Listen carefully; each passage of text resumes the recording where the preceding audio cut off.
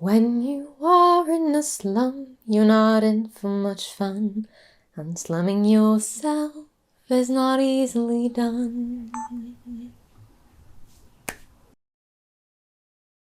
A few weeks ago, I was out on a walk and I saw a girl running as in exercising, and she looked great, very athletic, and I thought to myself, imagine the discipline that goes into that, the workouts, the diets, the do's and the don'ts. Then I saw another person, and another person, and another person, all out there running, taking care of themselves, choosing themselves, prioritizing themselves. And then there was me, choosing none of those things. But I guess it could have been worse. At least I saw those people in person, which means that I myself was outside. I mean, I wasn't running or anything, but at least I wasn't in bed on my phone scrolling through various health and fitness related pages while indulging in self-loathing. And I will give myself a gold star for that.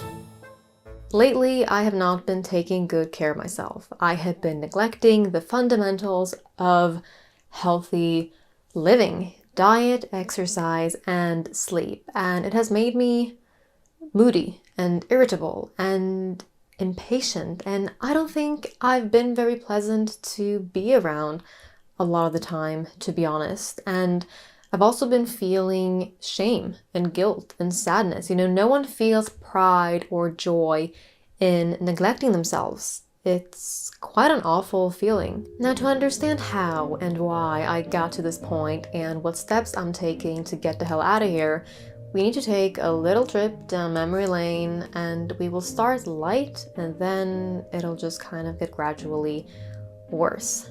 So, welcome on board. But before we take off, today's topic is one that can sometimes be correlated with depression or anxiety, and so for that reason I thought it was appropriate to partner with BetterHelp for this video. If you have anything that is interfering with your happiness, or if there's anything preventing you from achieving your goals, or any other mental health related concern that you might be dealing with, BetterHelp will assess your needs and match you with your own licensed professional therapist that you can start communicating with within 48 hours. It's not a crisis line, it is not self-help, it is professional counseling done securely online, and there is a broad range of expertise in BetterHelp's 15,000 plus counselor network, which may not be locally available in many areas, and the service is available for clients worldwide. You can log into your account anytime and send a message to your counselor, and you will get timely and thoughtful responses, plus that you can schedule weekly video and phone sessions, so you don't have to be sitting in a waiting room like you have to do with traditional therapy. BetterHelp is committed to making sure that you match with a therapist that feels right to you, which I know is something that a lot of people struggle with. I myself have been struggling with that as well. So they make it easy for you, and it's also free, to change counselors if needed, and it's more affordable than traditional offline counseling, and there's even the possibility of getting financial aid. BetterHelp wants you to start living a happier life today, so visit betterhelp.com/Lana, that's better HELP, and join over 1 million people taking charge of their mental health with the help of an experienced professional. And with my special offer, you will get 10% off your first month at betterhelp.com/Lana. First stop, sleep. My sleeping habits are the worst that they have been in as long as I can remember. I guess it started a few months ago when I got my puppy Fred. He is cute, he is a light in my life, and don't get me wrong, I will gladly be sleep deprived as long as I get to have him by my side. And he's 6 months now, and though his sleep and pee habits have gotten significantly better than when I first got him, he still wakes me up at around 5:30 to 6 every morning.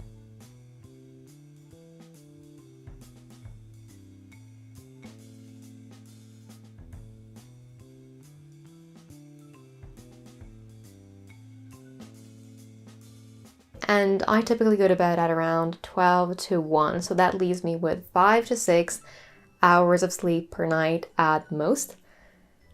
Matthew Walker is gasping. Now, the obvious solution to this problem would be either A, get rid of my puppy, or B, go to bed earlier.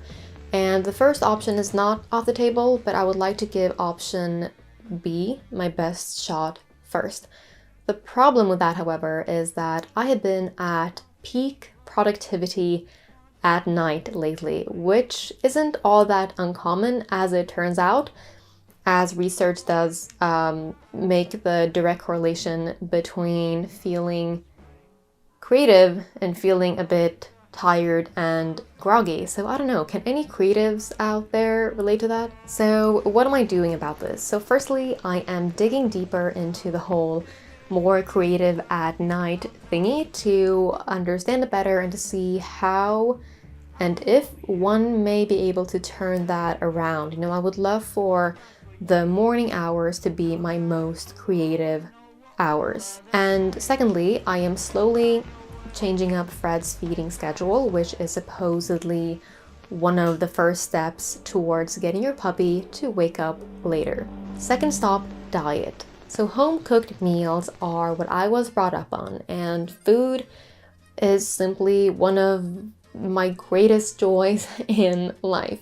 Cooking it, eating it, and sharing it. But for this past year or so, I would say ever since I moved into my own place, really, I've been in a cooking rut. And okay, so what does that even mean? It means that cooking has felt like a chore, which has led to, I don't know, 95% of the meals that I have cooked being the whipping something together quick with little to no thought going into nutrients and flavors types of meals. So let's call that lazy cooking. Whereas 5% have been cooking with the heart and taking my time types of meals. Let's call that one deliberate cooking. So what am I doing about that? Well, exactly 2 weeks ago today, a switch flipped and I just got sick of myself and my bad eating habits, and I decided it was time to do something about it. So I looked up a few new recipes that were out of my comfort zone and that felt, you know, fun and exciting. And I got the groceries that I needed, and I ended up deliberately cooking 3 times that week, and then I did the same thing this week. And now that I've sort of got the ball rolling, I'm actually looking forward to cooking and trying new recipes, and I haven't felt that in a very long time. Now, I'm not saying that, you know, each meal needs to be a gourmet meal. You know, sometimes we just want something quick and easy to get us through the day, and that's completely fine, especially considering that, you know, all of us live very different lives. And I will have many, many more of those days. But I don't want to live a life that is based on quick and easy. You know, I don't want that to become my to-go. Creating time and filling it with something that we thoroughly enjoy is a beautiful thing, and I want to do more of that in every category of my life. So here is my plan for keeping this momentum going. So firstly, I am being gentle with myself. You know, cooking deliberately 3 times a week is a great start. Even 2 times or 1 times a week is still better than where I was. It's still an improvement from where I was just 3 weeks ago. Secondly, continue to search for recipes that excite me. And if you have any suggestions, vegetarian ones, please share them with me. Thirdly, share my meals. So I find fulfillment in cooking, not just for myself, but for others too, especially to other people who share my love and excitement for food. So whenever I can do that, I will do that. And then lastly, if and when I fall into the "this is a waste of time" my trap, I will remind myself that cooking is actually a pretty damn useful life skill to have. Exercise. So this one is probably the one that affects me negatively the most, both mentally and physically. So I haven't had a consistent exercise routine in a very long time, like years, except for the occasional fitness challenge that I've done. And I guess where it started going downhill last time was when COVID hit and I just stopped going to the gym and other studios. I did, however, start walking a lot more, and I know I've talked about it quite a bit. I would often go for like 2 to 3 hours a day. I just don't understand how Like, we know how good we feel going outside and moving our bodies, and yet we oftentimes struggle. I say we, I mean me, struggle so much to do it. Like, we know the feeling that we're going to get, and yet I find it so difficult sometimes. Ooh, almost fell. But since I can't leave my puppy alone for that long, I'm no longer getting those walks in either, unless I'm able to leave him with someone, which isn't something that I can do every day. So I'm currently doing 2 to 3 home workouts a month, which is nowhere near the amount of exercise that I would ideally like to get in. And now, why is that? And do I have a plan?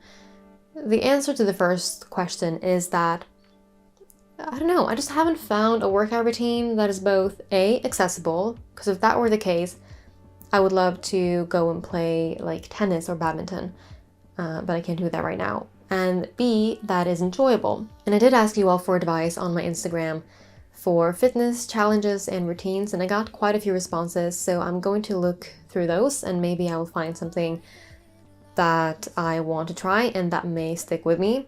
But other than that, unlike for my sleep and diet, I really don't have a plan. So I choose to share this because I think that too often we only share our progress and our results, and not so much, the beginning stages of realizing that, oh, there's something that needs to change, and then the very first steps towards that change. And so I just wanted to do that this time. With all of this, I have promised myself to gently get back into these health habits, and that's not to say that I'm not going to push myself.